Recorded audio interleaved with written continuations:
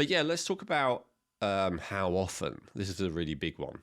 So, first of all, you want to eat when you're hungry, not based on some kind of timetable, not based on because I said eat every X amount of hours, or you should wait this long, or you should make sure you do it this quickly.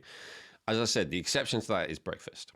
When you wake up in the morning, if you're running high on adrenaline, you probably aren't going to be hungry, and you should try and get yourself to eat something anyway. But the rest of the day, it should be based on hunger. But here's the thing. How long it takes you to get hungry will be strongly influenced by the macronutrient content and the total portion content of what you ate previously. So in this case, let's say breakfast. So if you had a breakfast with a lot of carbohydrate and very little fat, you're much more likely to get hungry again sooner than if you have a breakfast with the opposite, with a lot of fat. Now, having said that, if you have a meal with like a keto meal with lots of fat and no carbohydrate, you might still get hungry again because your body's like, I still want carbs. Where are the carbs? You forgot last time. Let's try again. But let's say if you do like a fairly low carb, high fat, that's probably the best meal to have. And then always high protein. That's probably the best meal to have to be able to go the longest without eating if you want to go a long time without eating. If you don't want to go a long time without eating, then kind of go the opposite way. And of course, portions, I mean, I would hope it almost goes without saying, but I'll just say it so no one thinks I've missed it. Obviously, the more you eat, the longer it will tend to be before you're hungry again.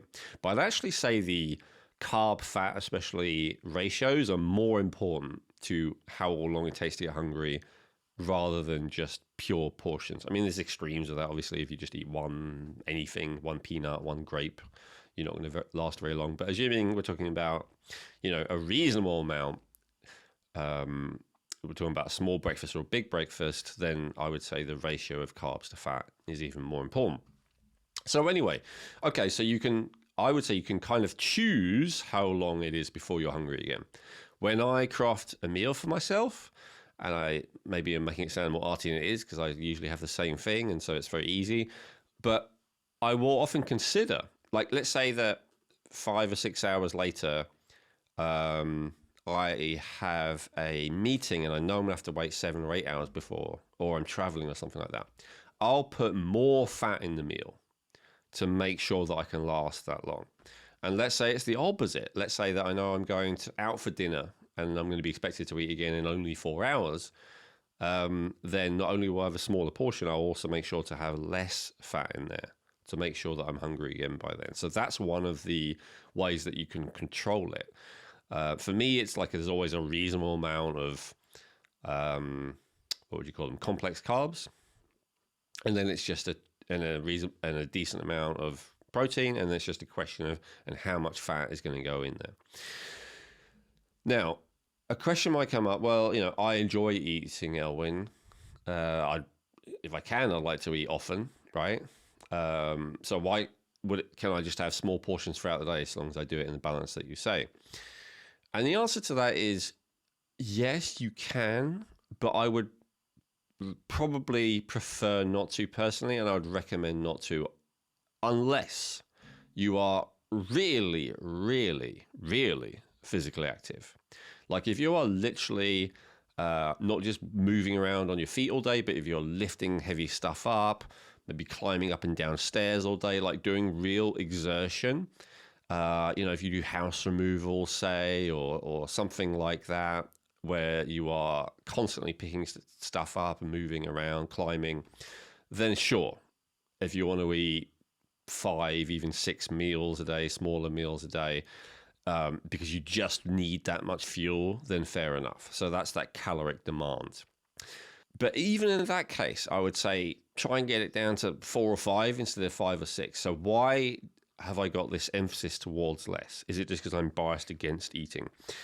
No, it's because, first of all, if you eat every 2 hours, when are you going to drink water in a way that your body is going to absorb it and it's not going to interfere with digestion? Because even if you have a small portion, it takes a certain amount of time for the stomach to finish processing it and for it to be empty again. If you drink anything that is not, let's say, highly acidic, i.e. water or any other drink, milk or whatever, before your stomach's finished emptying, it will definitely interfere with digestion. So I always wait at least 2+ hours, usually 2.5 hours, unless it was a very small meal, before I drink water again. Can you get away with a bit beforehand? Of course you can, especially if you have a good digestion. This is just ideal. So it's ideal. And a lot of people, they don't get thirsty for a while after these. So it's just practical. I mean, if you do get thirsty half an hour after you eat, fair enough. That's probably not ideal because you're going to drink and it's going to interfere with your digestion. But if you've got a great digestion, maybe it doesn't matter enough for you to notice. So that's okay. But the water is also going to be better absorbed, or the liquid, let's say, is going to be better absorbed if your stomach is empty. Not just the food is going to be better absorbed. So given that ideally you want to wait at least maybe 2.5 hours after eating before you drink, how are you supposed to stop yourself from getting dehydrated if you're eating every 2 to 3 hours? It's actually very, very difficult. It's possible because you can literally drink as you are preparing the next thing. But unless people are very coordinated, people often forget to drink. Some people forget to eat as well, but forgetting to drink is way more common. So dehydration is a big issue. Here's the other thing. The symptoms that people associate with hypoglycemia often are actually dehydration because they're fairly similar, right? They're both a big impact on the nervous system and on the body's ability to produce energy when you're dehydrated or when you're lacking sugar. So like sugar, oxygen, water, maybe salt we could put as fourth place. These are like the basics that your body needs to function, that your cells need to function and produce energy. So as soon as you're getting low on any of them, the symptoms are similar-ish to some degree. So that's another thing. If you're feeling dizzy and shaky and all the rest of it, 2 hours, 3 hours after a meal and you feel like you need to eat again, definitely first drink some water and see if it helps. If it doesn't, great, still eat.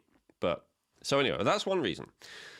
But I know some people say with that, well, being a bit uptight about that when I drink water when I'm thirsty. Okay, so here's the other point. All the people who recommend fasting, who talk about how beneficial it is, are not wrong. They're actually right. It is beneficial to be in a catabolic state at least some of the time, and they would argue a lot of the time, because that is where your body does its detoxification processes more than any other time. That's where your body goes into this mode called AMPK, which is actually also a very important mode for reducing insulin sensitivity, extending lifespan.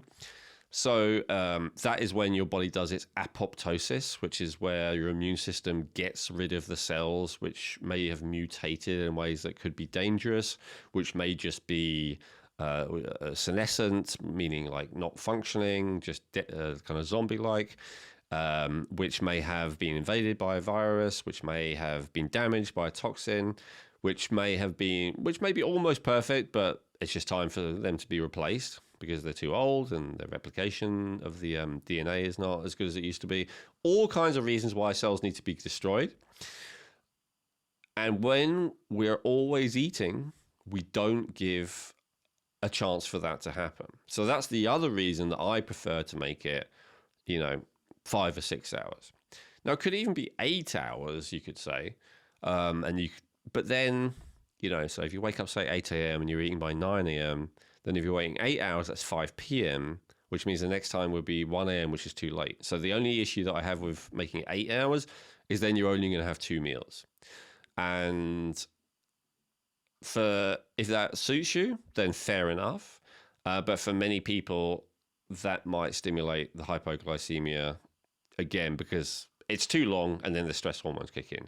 No matter how much you eat and how much fat you eat at a meal, there comes a point that's too much for your digestive system to deal with, and there comes a point where no matter what you've eaten, your blood sugar still starts to get low and your body will still create stress chemicals in response. So I find the 5 to 6 hours sweet spot. But as I say, it does vary, of course, between people. If you're very sedentary and your metabolism is slow, which actually is an issue, but we talk about that in the metabolism issue episode, you should check that out.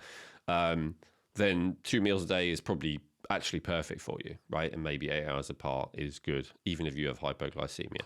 As I said, on the other hand, if you're extremely busy, if you, not just mentally and figuratively, but with your body, if your body's moving and doing difficult things like climbing and lifting, then 4 or 5 plus times a day might actually be appropriate. So it does always depend. Hey, hope you enjoyed that clip from the Rejuvenate podcast.